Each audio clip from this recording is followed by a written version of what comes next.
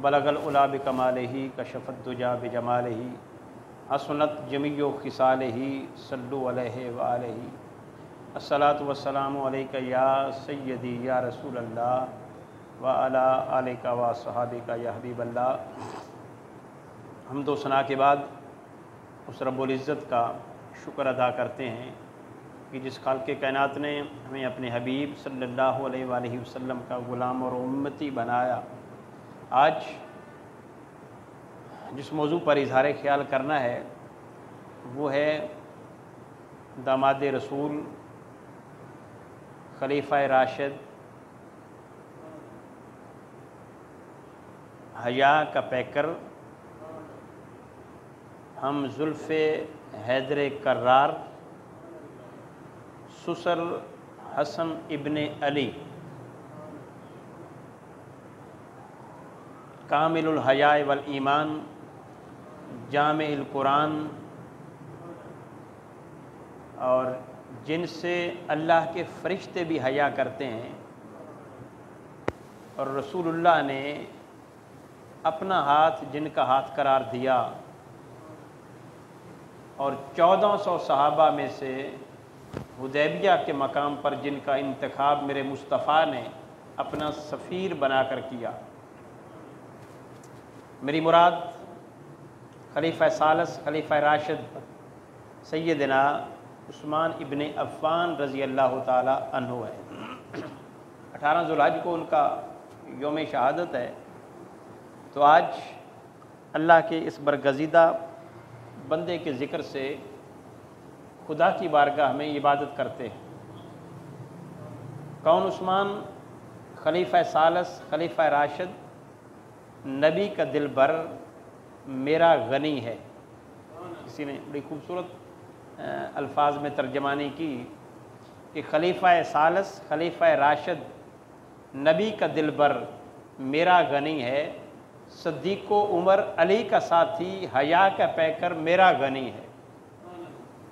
وہی ہے ناشر قرآن کا لوگو، وہی ہے ناشر قرآن کا لوگو، اسی کی خاطر ہے بیت رضواں، وہی جامع قرآن کا بھی وہی مکین جنت ہے، اور وہی ہے ہم زلف مولا حیدر سخا کا محور میرا غنی ہے، اور جہاں میں جنت کی دی بشارت داماد نبوت کا ہے میرا غنی، کریں انہی سے حیا ملائکہ، نبی بھی کرتے تھے پیار جن سے، بعد ابو بکر و عمر کے ہمارا رہبر میرا غنی ہے۔ اور پھر آگے ہوئی ہے ظلم و جبر کی انتہا، اور حد ہوئی ہے ظلم و جبر کی ان پر ہے انتہا، اور حد ہوئی ہے قرآن پڑھتے ہے ہوئی شہادت، وہ سب سے برتر میرا غنی ہے۔ اور انہی کے در پر دفاع کی خاطر علی نے اپنا بیٹا کھڑا کیا ہے، علی اور حسن کا ہے پیارا، صحابہ کا دل بر میرا غنی ہے۔ حضرت عثمان غنی رضی اللہ تعالی عنہ کو بے شمار اعزازات ملے ہیں۔ زمانہ جاہلیت میں بھی جن کی عزت و احترام کیا جاتا تھا، قدر کی نگاہ سے دیکھا جاتا تھا، قریش مکہ ان سے پیار کرتے تھے، بلکہ ایک ضرب المثل تھی کہ میں اپنے بچوں کو جب چپ کرانا چاہتی اور جب لاڈ کرتی پیار کرتی تو یوں محبت کا اظہار کرتی کہ بیٹا ہم آپ سے ایسے محبت کرتے ہیں جیسے قریش عثمان سے محبت کرتے ہیں۔ چند پڑھے لکھے لوگ 17 لوگ تھے اس دور میں پڑھے لکھے، ان میں ایک نام حضرت عثمان غنی رضی اللہ تعالیٰ عنہ کا بھی تھا۔ اور یہ آیا مقدسہ یہ حضرت عثمان غنی رضی اللہ تعالیٰ عنہ کے حوالے سے ہی نازل ہوئی ہے۔ یہ سورہ فتح ہے، آیت نمبر 18 ہے۔ فرمایا لقد رضی اللہ عن المؤمنین، اللہ ان مومنوں سے راضی ہو گیا، اللہ ان ایمان والوں سے راضی ہو گیا۔ کن ایمان والوں سے؟ اذ یبایعونک تحت الشجرہ، ان سے جنہوں نے درخت کے نیچے بیعت کی تھی۔ درخت کے نیچے بیعت کرنے والوں سے اللہ راضی ہو گیا۔ فعلم ما فی قلوبہم، اور اللہ نے ان کے دل کا خلوص اور جذبہ اثار جان لیا. یہ بھی بڑی بات ہے. بیعت کرنا ایک الگ بات تھی، اور آگے فرمایا کہ اللہ نے جان لیا کہ ان کے اندر جذبہ اثار کیا تھا، قربانی کا جذبہ کیا تھا، محبت مصطفیٰ کا جذبہ کیا تھا، خدا کی خاطر مر مٹنے کا جذبہ کیا تھا، دین کی محبت کا جذبہ کیا تھا. یہ اللہ گواہی دے رہا ہے. فرمایا اللہ نے جان لیا ان کے دلوں کے جذبے کو. قربان جائیں وہ کیسے لوگ ہیں کہ جن کی صداقت اور جن کے جذبے کی محبت کی دلیل اللہ دے رہا ہے قرآن میں، کہ اللہ نے جان لیا ان کے جذبے کو. فَأَنزَلَ السَّكِينَةَ، اور اللہ نے ان کو سکون عطا کیا، اطمینان عطا کیا. وَأَصَابَهُمْ فَتْحًا قَرِيبًا، اور انہیں ایک قریب ترین فتح کی بشارت دی. اللہ نے انہیں قریب ترین فتح کی بشارت دی. اب وہ قریب ترین فتح کیا تھی؟ 6 ہجری میں حدیبیہ ہوا ہے، 7 ہجری میں خیبر فتح ہو گیا ہے.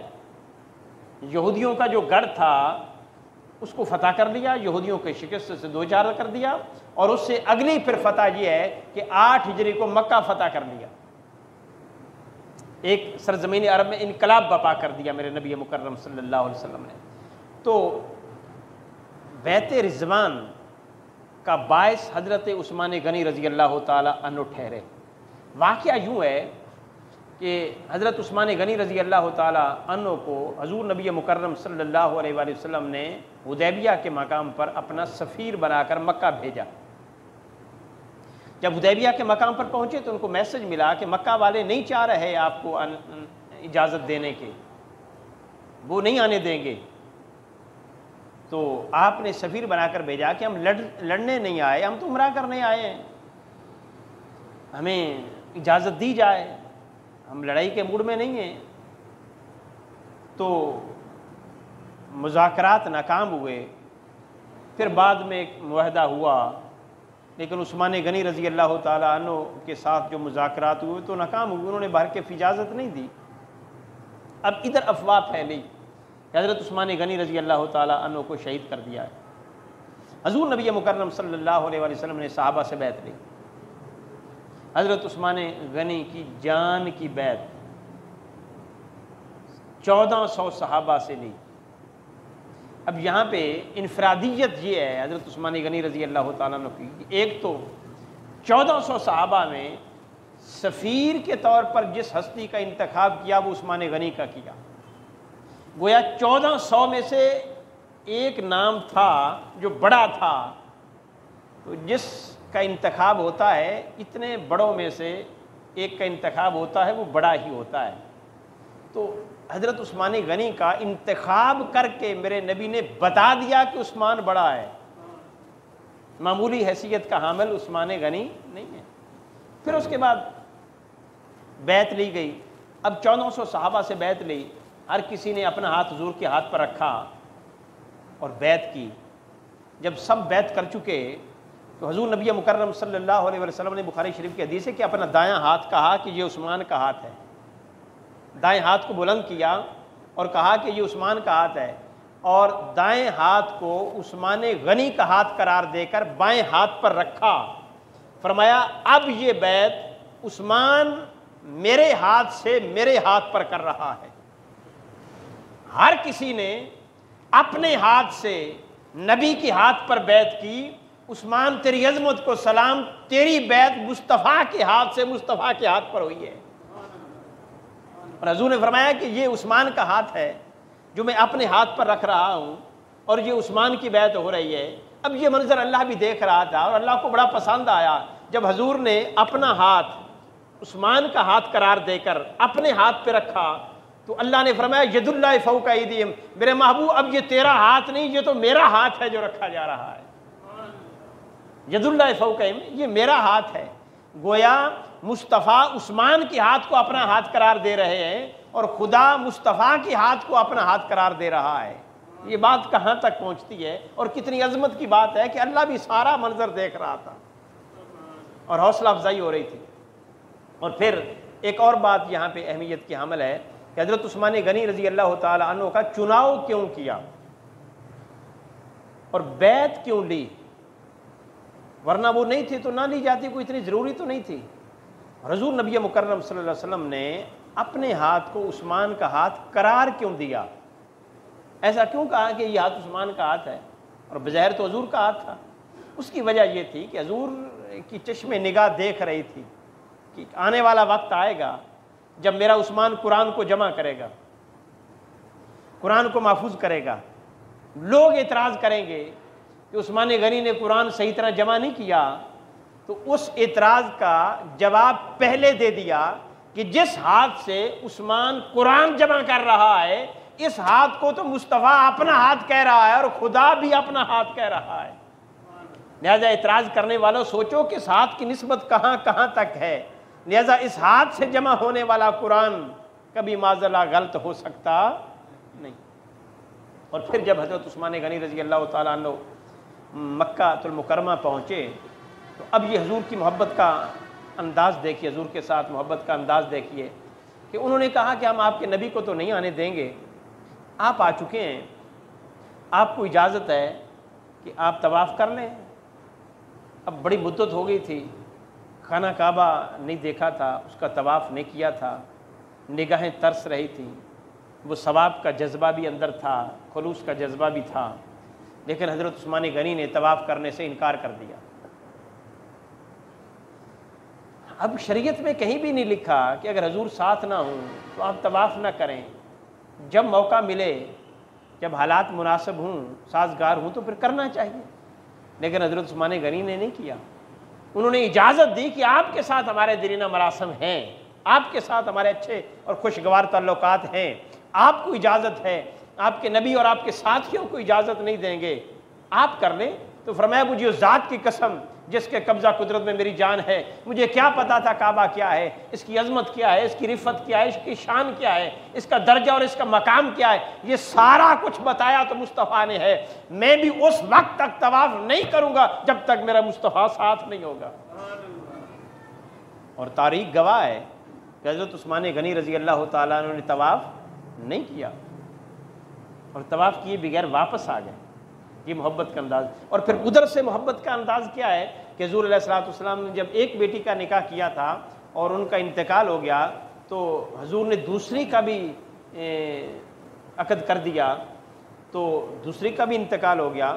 کچھ لوگوں نے دوسری کے انتقال پہ باتیں کی کہ یہ نہیں کرنا چاہیے تھا، تو حضور نے ایک کے بعد دوسری بھی بیٹی انہی کو دے دی۔ تو میرے نبی مکرم صلی اللہ علیہ وسلم نے فرمایا اگر میرے پاس 40 بیٹیاں ہوتی تو یکے بعد دیگرے عثمان کے عقد میں دیتا۔ یہ حضور کی محبت تھی حضرت عثمان غنی کے ساتھ، 40 بھی دیتا۔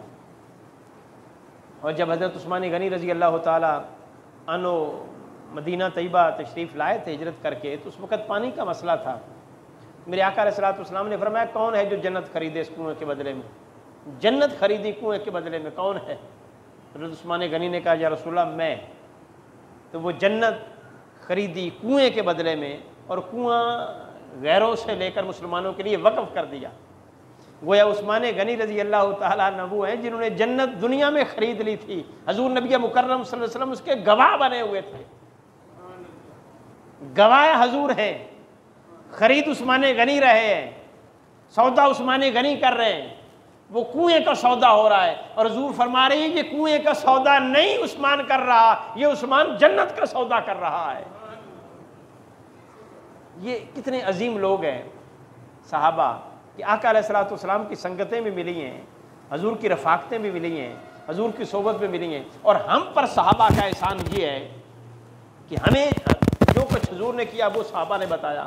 حضور کی جوانی کیسی گزری، حضور کا بچپن کیسے گزرا، صحابہ نے بتایا، جوانی کیسے گزری صحابہ نے بتایا، حضور کی گھریلو زندگی کیسی گزری صحابہ نے بتایا، حضور کی معاشرتی زندگی کیسی گزری صحابہ نے بتایا، حضور کی سیاسی زندگی کیسی گزری، حضور کی مجاہدانہ زندگی کیسی گزری، حضور کی عدالتی زندگی کیسی گزری، اور حضور کیسے سوتے تھے، حضور کیسے جاگتے تھے، یہ سارا کچھ صحابہ نے بتایا۔ آقا نماز کیسے پڑھتے تھے، حضور روزہ کیسے رکھتے تھے، حضور نے حج کیسے کیا، حضور صدقہ خیرات کیسے دیتے تھے، یہ صحابہ نے بتایا۔ حضور کا چہرہ کیسا تھا، حضور کی زلفیں کیسی تھیں، حضور کا حسن کیسا تھا، حضور کا کمال کیسا تھا، حضور کا جمال کیسا تھا، شان کیسی تھی، امانت کیسی تھی میرے نبی مکرم کی، شجاعت کیسی تھی تاجدار کائنات کی، دیانت کیسی تھی حضور کی، حضور کی سیرت کیسی تھی، حضور کی صورت کیسی تھی، حضور کی نے بیعت کیسے کی، آقا علیہ الصلوۃ والسلام کی سنت کیسی، قرآن کیسا، یہ سارا کچھ دین کیا ہے، یہ جو کچھ ہے یہ صحابہ نے بتایا ہے۔ گویا خدا نے مصطفیٰ تک دین پہنچایا تھا اور مصطفیٰ نے صحابہ تک پہنچایا اور صحابہ نے ہم تک پہنچایا ہے۔ اگر معاذ اللہ صحابہ رضوان اللہ علیہم اجمعین کے ساتھ ہم بغض رکھیں اور ان کو ماننے سے انکار کر دیں تو پھر سارے کا سارا دین تو مشکوک ہو گیا۔ دیکھیں نا کہ صحابہ پر اعتراض یہ پورے دین پر اعتراض ہے، دین تو سارا مشکوک۔ اگر ان کی دیانت میں، امانت میں، ان کی حفاظت میں اگر اعتراض کیا جائے تو پھر دین کیا بچتا ہے؟ یہ جتنی روایات ہیں یا آقا علیہ الصلوۃ والسلام سے جتنی احادیث مروی ہیں صحابہ نے روایت کی ہیں اور صحابہ نے پھر ہم تک پہنچائی ہیں، اور پھر ان پر دین کا نظام قائم ہوا ہے۔ یہ قرآن مجید فرقان حمید جو ہے یہ صحابہ نے لکھا ہے، یہ لکھنے والے صحابی ہیں، جمع کرنے والے صحابی ہیں۔ چلو سنت پر اعتراض کرتے ہو تو قرآن مجید پر بھی اعتراض ہی ہوگا پھر۔ اگر احادیث صحابہ نے سنائی ہیں ہمیں تو قرآن بھی تو صحابہ نے بتایا ہے نا۔ حضور نبی مکرم صلی اللہ علیہ وسلم کی زبان سے تو دونوں چیزیں نکلتی تھیں، حدیث بھی حضور ہی بولتے تھے، قرآن بھی حضور ہی بولتے تھے۔ یہ قرآن کو مجلد شکل میں تو نہیں نازل ہوا نا، یہ قلب مصطفیٰ پر نازل ہوا اور زبان مصطفیٰ سے نکلا، زبان مصطفیٰ سے نکلا، صحابہ نے اس کو محفوظ کیا، صحابہ نے لکھا۔ تو گویا میرے آقا علیہ الصلوۃ والسلام کی زبان سے حدیث بھی نکلی ہے، قرآن بھی نکلا ہے۔ آقا نے جس کو فرما دیا یہ حدیث ہے، حدیث ہو گئی، جس کو کہہ دیا یہ قرآن ہے، قرآن ہو گیا۔ قرآن بھی اپنی حقانیت میں مصطفیٰ کا محتاج ہے، حضور نبی مکرم صلی اللہ علیہ وسلم کا محتاج ہے قرآن۔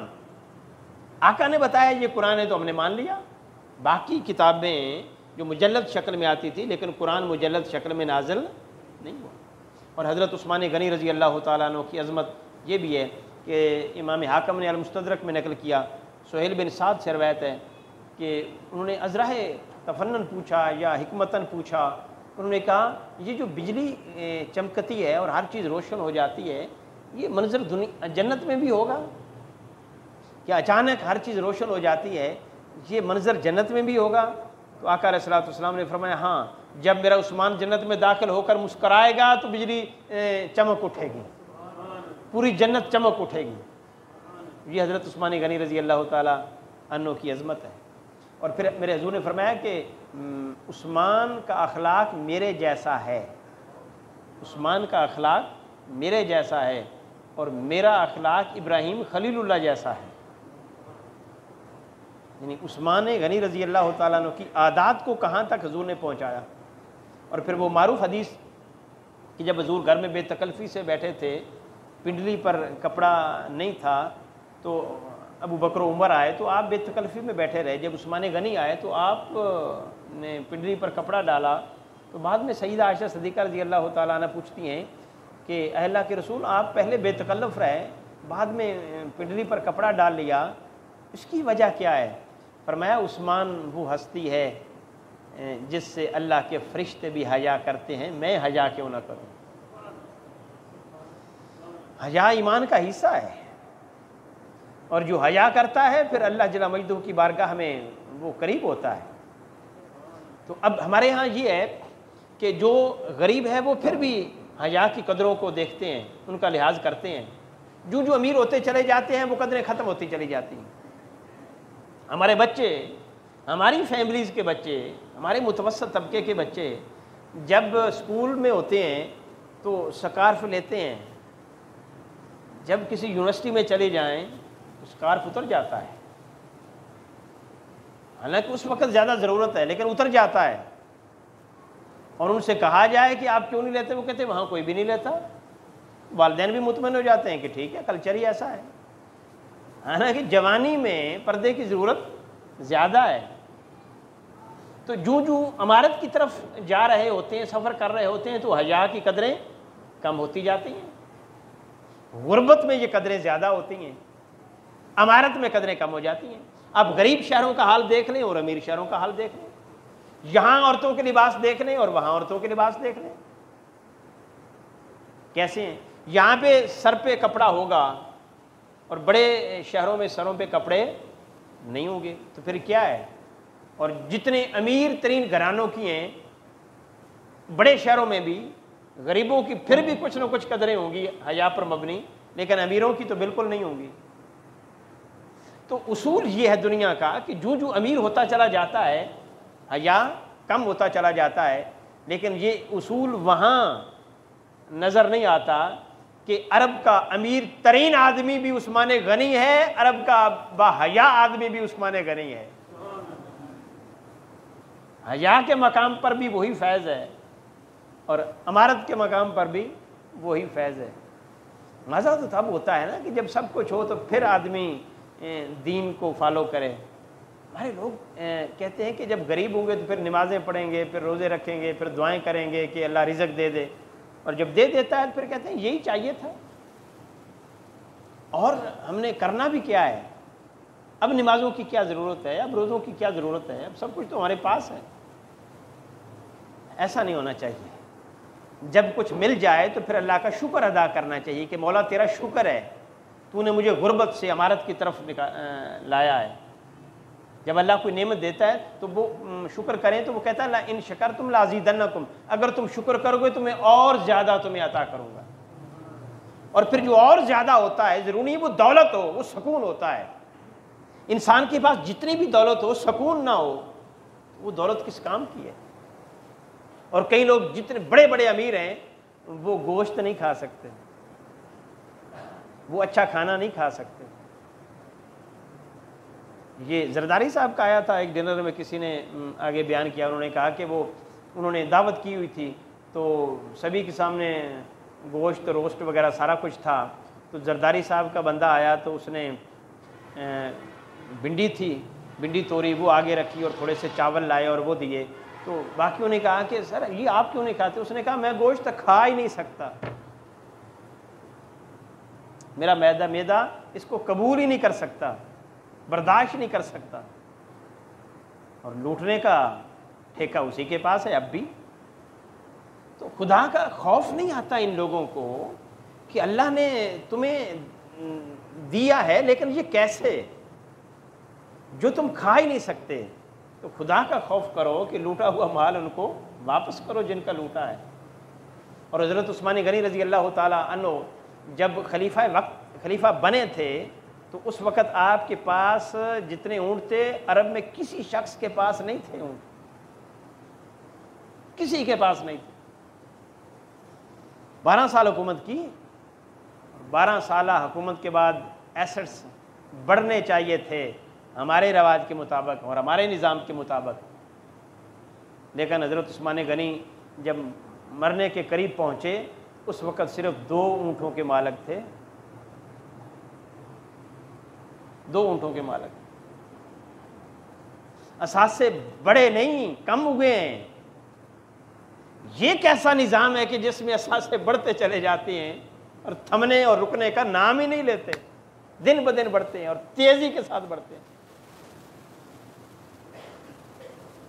اور ان لوگوں کے کیا جذبات تھے، کیا حضرت عثمان غنی ایک دفعہ حضرت عبداللہ بن مسعود رضی اللہ تعالیٰ عنہ کے پاس گئے، وہ بیمار تھے، تو سوچا ان کی عیادت کرتے ہیں اور ساتھ کچھ چند اشرفیاں، جیسے ہم رواج ہے کہ کوئی فروٹ لے کر جاتا ہے، کوئی پیسے لے کر جاتا ہے، کوئی پھول لے کر جاتا ہے بیمار آدمی کے پاس، تو چند اشرفیاں لے کر گئے اور انہیں کہا کہ یہ اپنے خرچ کے لیے رکھ لو۔ حضرت عبداللہ بن مسعود آگے سے جواب دیتے ہیں عثمان مجھے ان کی ضرورت نہیں، آپ کسی اور کے پاس لے جائیں، میری بچیاں میرے گھر میں سورہ واقعہ کی تلاوت کرتی ہیں ہر روز، اور میرے حضور نے فرمایا تھا جس گھر میں سورہ واقعہ پڑھا جائے، سورہ واقعہ پڑھی جائے اس گھر میں فاقہ نہیں آتا۔ میری بچیاں پڑھتی ہیں لہذا مجھے فاقہ نہیں آئے گا۔ یہ ان کے نظریے، یہ ان کی عادات، یہ دین کے ساتھ شغف، یہ دین کے ساتھ محبت اور یہ دولت سے بیزاری۔ حضرت عثمان غنی رضی اللہ تعالیٰ عنہ نے حلال دولت کمائی، حلال طریقے سے کمائی، تو اس سے پتہ چلتا ہے کہ حلال دولت کمانا چاہے تھوڑی ہو یا زیادہ وہ گناہ نہیں، لیکن اس کا استعمال، اس کا خرچ کرنا کیسا ہے یہ دیکھنا ہوگا کہ کیسے خرچ کرتا ہے تو کہاں خرچ کرتا ہے۔ حضرت عثمان غنی رضی اللہ تعالیٰ نے غزوہ تبوک کے موقع پر جب حضور نے اپیل کی تھی کہ چندہ اکٹھا کیا جائے، حضرت عثمان غنی رضی اللہ تعالیٰ نے 100 اونٹ غلے کے حضور کی بارگاہ میں پیش کیے۔ حضور نے پھر فرمایا پھر 100 اونٹ، پھر فرمایا پھر 100 اونٹ۔ تو آقا علیہ الصلوۃ والسلام کھڑے ہوئے تو فرمایا عثمان اللہ تجھ پر راضی ہے، آج کے بعد تو جو بھی کرے گا اللہ تجھ پر پکڑ نہیں کرے گا۔ یعنی اس طرف آپ کی دولت خرچ ہو رہی ہے، ایسے آپ کا گزر بسر ہو رہا ہے، اور حالات کیا ہیں؟ 200-300 اونٹ غلے کے۔ میرے آقا علیہ الصلوۃ والسلام نے فرمایا نا، کوئی شخص اس وقت تک خدا کی بارگاہ سے ایک قدم بھی پیچھے نہیں ہٹائے گا جب تک ان 5 سوالوں کے جواب نہیں دے پائے گا۔ یعنی دولت اگر ہو تو پھر خرچ کیسے کریں، یہ عثمان غنی سے سیکھیں۔ اس کے بارے میں بعض پرس ہوگی، پوچھا جائے گا۔ پہلا سوال، تیری جوانی کیسے گزری، جوانی میں تیری ترجیحات کیا تھی؟ دوسرا سوال، تیری عمر کیسی گزری، زندگی کیسی گزری اوورآل، یعنی اس میں تیری منزل کیا تھی، تیری زندگی کے مقاصد کیا تھے، تو دنیا میں جا کر کیا دل میں رکھتا تھا کہ میں یہ کرنا چاہتا ہوں۔ کسی کے کام آنے کا بھی جذبہ تھا، کسی کی خدمت کا بھی جذبہ تھا، کچھ مخلوق خدا پر رحم کرنے کا بھی جذبہ تھا، یا اپنی ذات تک تو بس مرکوز تھا، تیری توجہ اپنی ذات تک تھی، بس ڈگری لی اور نوکری کی اور پینشن لی اور گھر گئے، بس یہی تھا۔ کسی کے دکھ میں کام نہیں آتا تھا، کسی کے سکھ میں کام نہیں آتا تھا، کسی ظالم کے خلاف کھڑے ہونے کے لیے تو تیار نہیں تھا، کسی مظلوم کا ساتھ دینے کے لیے تو تیار نہیں تھا۔ اگر یہ زندگی تھی تو پھر کیا ہے؟ یہ بابا خادم رضوی شیخ الحدیث تھے، اب یہ کل کی بات ہے، شیخ الحدیث تھے، مدرسے میں پڑھایا کرتے تھے، فقہ کی کتابیں اور صرف نحو کی کتابیں اور حدیث کی کتابیں، قرآن، یہ پڑھایا کرتے تھے۔ کوئی جانتا تھا ان کو؟ حالانکہ شیخ الحدیث ہیں، حدیث کا درس دیتے ہیں، کوئی نہیں جانتا تھا۔ جب میدان میں آئے ہیں اور جب نبوت کی تحریک چلی ہے، ختم نبوت کی تحریک ہے، جب ان ظالموں نے ختم نبوت کے آئین میں ترمیم کی تھی، یہ لوگ اٹھے تھے، نکلے تھے، میدان میں آئے تھے، انہوں نے کہا تھا کہ ہم تمہیں ایسا نہیں کرنے دیں گے۔ فیض آباد میں دھرنا دیا، پھر پورے ملک میں وہ دھرنے گئے، پھر آواز بلند ہوئی۔ اب اس کے بعد عزت ملی یا کم ہوئی؟ بولیں۔ یہ جنازہ، آپ ایمان سے کہیں، یہ جنازہ جتنا خادم رضوی کا تھا، اگر وہ حدیث ہی پڑھاتے رہتے اور ظلم کے خلاف آواز بلند نہ کرتے، جیسا کہ آج کل ذہن ہے کہ حدیث پڑھانا، درس دینا، قرآن پڑھانا یہ بڑی بات ہے، کوئی ضروری ہے میدان میں آ کر ظالم کو للکارنا اور چور کو چور کہنا، قاتل کو قاتل کہنا، غاصب کو غاصب کہنا، ظالم کو ظالم کہنا، یہ کوئی ضروری ہے؟ اگر یہ دین میں ضروری نہ ہوتا پھر خادم رضوی کا جنازہ اتنا بڑا نہ ہوتا۔ لہٰذا زندگی یہ نہیں ہے کہ صرف حدیث ہی پڑھائی جائے، آدمی صرف قرآن ہی پڑھائے جائے، نمازیں ہی پڑھی جائے، نفل ہی پڑھے جائیں۔ ہم ٹائم ملتا ہے تو اشراق بھی شامل کر لیتے ہیں، چاشت بھی شامل کر لیتے ہیں، اوابین بھی شامل کر لیتے ہیں، تہجد کے لیے بھی اٹھنا ہے، لیکن اگر کہا جائے وہ ظلم کے خلاف آواز بلند کرو، نہیں، نفل 2 زیادہ کر لیں گے، یہ نہیں کرنا۔ کوئی پھر ایسے اللہ راضی نہیں ہوتا، یاد رکھ لو۔ یہ دین نہیں ہے، یہ چیزیں دین کی اجزاء ہیں، جزو دین ہے، کل دین نہیں ہے، جزو دین ہے۔ نماز پڑھنا، روزہ رکھنا، حج کرنا، زکوٰۃ ادا کرنا، اور یہ میلاد کرنا، یہ ختم، یہ درود، یہ سارا کچھ جائز ہے، ثواب ہے، دین ہے، لیکن کل دین نہیں، جز میں دین ہے۔ دین اس سے آگے بھی ہے، وہ ہے ظلم کو للکارنا، ظالم کے خلاف کھڑے ہونا، مظلوم کی مدد کرنا، چور کو چور کہنا، بددیانت کو بددیانت کہنا، ظالم کو ظالم کہنا، قاتل کو قاتل کہنا، غاصب کو غاصب کہنا۔ اگر یہ فریضہ ہم ادا نہیں کر رہے اور ہماری زندگی کی ترجیح میں یہ نہیں ہے، پھر سمجھو دین ادھورا لے کر جائیں گے، اور ادھورے کے ساتھ کیا ہوگا، پھر وہ حجر دیکھا جائے گا۔ زندگی کیا ہے، کیسے گزارنی ہے، یہ پوچھا جائے گا۔ تیری منزل اور مقصود تیرا کیا تھا؟ شہادت ہے مطلوب و مقصود و مومن، نہ مال غنیمت نہ کشور کشائی۔ کیا شہادت مطلوب و مقصود آج کے مومن کا ہے؟ مومن کا تو ہونا چاہیے، لیکن آج جو ہم مکمل مومن بنے بیٹھے ہیں، کیا ہمارا بھی مطلوب شہادت ہی ہے، ہمارا بھی مقصود شہادت ہی ہے؟ میرے آقا علیہ الصلوۃ والسلام نے فرمایا، جس کے دل میں شہادت کی تمنا نہیں ہے، آرزو نہیں ہے، شہادت کی موت مرنا چاہتا ہی نہیں ہے، وہ منافقت کی موت مرے گا۔ اس سے بڑا منافق کوئی نہیں۔ اور میرے حضور نبی مکرم کہتے ہیں کہ میرا جی چاہتا ہے کہ میں مارا جاؤں، پھر زندہ کیا جاؤں، پھر مارا جاؤں، پھر زندہ کیا جاؤں، پھر مارا جاؤں، پھر زندہ کیا جاؤں۔ حضور کی یہ خواہش تھی، 3 بار آقا نے فرمایا، لیکن اللہ نے فیصلہ کر لیا تھا کہ کوئی شخص آپ کو نقصان پہنچا سکتا، اس لیے حضور کی شہادت نہیں ہوئی۔ نہیں تو غزوات میں آقا شریک ہوئے، غزوات میں شہادتیں ہوئی، حضور کی نہیں ہوئی۔ تو یہ اسی قبیل سے تھے حضرت عثمان غنی رضی اللہ تعالیٰ عنہ۔ یہ لوگ ان اپنا غزوات میں شریک ہوئے، انہوں نے اس ظالمانہ نظام سے بغاوت کی ہے، یہ آقا کے ساتھی بنے ہیں۔ اور یاد رکھ لو، آقا علیہ الصلوۃ والسلام دنیا میں، اور سارے انبیاء دنیا میں تشریف لائے، وہ اسی لیے لائے تھے۔ مکہ میں جو حالات تھے وہ یہ تھے کہ عرب میں جو لوگ آتے تھے باہر سے تجارت کرنے کے لیے، چونکہ ایک بہت بڑا اجتماع ہوتا تھا، آج کا تو لوگ تجارت کرتے، جیسے یہاں میلہ لگتا ہے تو لوگ تجارت کے لیے نکلتے ہیں، تو وہاں کے جو چودھری تھے، ابو جہل، ابو لہب وغیرہ، یہ ان سے پیسے لے لیتے، مال لے لیتے تھے، پیسے نہیں دیتے تھے۔ چور تھے، ڈاکو تھے، ظالم تھے، 100 میں سے کوئی بچ جاتے تھے، لیکن کہیں ان کے ظلم کے شکنجے میں آ جاتے تھے۔ تو ایسے حالات میں آقا علیہ الصلوۃ والسلام کو بھیجا، ان کو روکنے کے لیے، نہ کہ کعبے میں نماز پڑھنے کے لیے حضور کو نہیں بھیجا۔ یہ ہے فرق، یہ فرق ہے۔ کعبے میں نماز پڑھنے کے لیے حضور کو نہیں بھیجا، ان ظالموں کو ظلم سے روکنے کے لیے بھیجا ہے۔ 13 برس تک تو نماز تھی نہیں، 10 برس تک ان کو ظلم سے روکا حضور نے، وہ نہیں رکے۔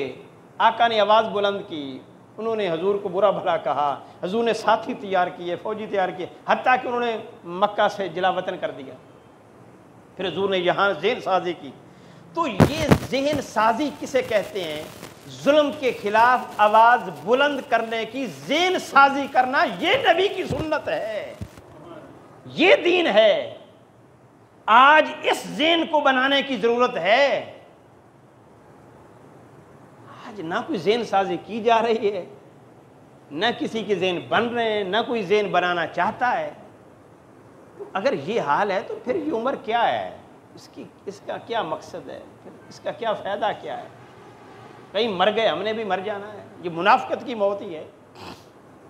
حضور نے یہ ذہن سازی کی، اور پھر حضور نے اس ظالمانہ نظام سے ٹکر لی۔ وہ کہتے تھے کہ آپ ہمیں برا نہ کہیں، ہمیں ظالم نہ کہیں، چور نہ کہیں، ہمیں چوری کرنے دیں، آپ نمازیں پڑھیں، روزے رکھیں، جو مرضی چاہیں کریں، طواف کریں، ہم آپ کے لیے سارے راستے کھول دیتے ہیں، کوئی مسئلہ نہیں بنے گا آپ کو۔ ہمیں کچھ نہ کہیں، ہمارے نظام کو کچھ نہ کہیں، نظام ریاست کو کچھ نہ کہیں۔ حضور نے سمجھوتا نہیں کیا۔ یہی وجہ ہے کہ پھر آقا علیہ الصلوۃ والسلام نے وہ نظام نافذ کیا جس میں ظلم نہیں تھا، جس میں چوری نہیں تھی، جس میں ڈاکہ نہیں تھا، جس میں کسی کے حق پر ڈاکہ نہیں ڈالا جا رہا تھا۔ اور اسی نظام کو ابو بکر لے کر آگے آئے، اسی نظام کو فاروق اعظم لے کر آگے آئے، اسی نظام کو حضرت عثمان غنی نے 12 سال چلایا جس میں ظلم نہیں تھا۔ تو خلفائے راشدین کی یہ سنت ہے ظلم کے خلاف آواز بلند کرنا اور ایسا نظام برپا کرنا جس میں عدل ہو، جس میں انصاف ہو، جس میں انسانیت کا تحفظ ہو، لوگوں کا تحفظ ہو، امن ہو، سکون ہو، پھر اس میں نماز ہو، پھر روزہ ہو، پھر حج ہو، پھر زکوٰۃ ہو، پھر حقوق اللہ ہو، پھر حقوق العباد ہو۔ تو خلفائے راشدین کی یہ زندگی ہے۔ تو پھر میرے آقا علیہ الصلوۃ والسلام نے فرمایا نا تمہارے لیے میری سنت اور میرے خلفاء کی سنت ہے۔ تو خلفاء کی سنت تو ساری سیاسی سنت ہے۔ یہ 35 سال تک یہ سیاسی نظام یہ خلفاء کی سنت ہے، پھر 5 سال آگے حضرت علی المرتضیٰ کے ہیں، یہ سنت ہے۔ اگر ان کو آپ نکال دیں، وہ علامہ نے کہا تھا کہ اگر سیاست کو جدا کر دیں تو پھر رہ جاتی ہے چنگیزی دین سے، پھر چنگیزی ہے جو چل رہی ہے۔ اور ایسے ذہن بنا دیے گئے ہیں اس قوم کے حکمرانوں نے بنائے، پھر مولویوں نے بنائے کہ وہ سیاست میں آنے کی بات ہی نہ کریں، کیونکہ سیاست میں آئے گا تو وہ ظالم کو ظالم کہے گا۔ اور مولویوں نے بنا دیے، انہوں نے دین بالکل ایک نکرے لگا دیا۔ انہوں نے کہا کہ بس نماز، روزہ، حج، زکوٰۃ، ختم، کل، ساتہ، چہلم اور اللہ اللہ خیر صلاح اور میلاد اور محرم میں ذکر حسین، بس یہ دین ہے۔ بس ذہن بنے، جس نے یہ ذمہ داری پوری کر لی وہ سال بھر کے لیے مطمئن ہو جائے کہ میں نے دین کی ذمہ داری ادا کر دی ہے، وہ سال بھر کے لیے مطمئن ہو جائے۔ اور ہم مطمئن ہیں، اس میں علماء سو کا بہت بڑا کردار ہے۔ میرے آقا علیہ الصلوۃ والسلام نے فرمایا تھا کہ وقت آئے گا کہ زمین پر سب سے بدترین مخلوق بھی علماء کی ہوگی اور سب سے بہترین مخلوق بھی علماء کی ہوگی۔ حق کہنے والے بھی علماء ہوں گے اور باطل سے ملنے والے بھی علماء ہوں گے۔ دعا ہے اللہ جل مجدہ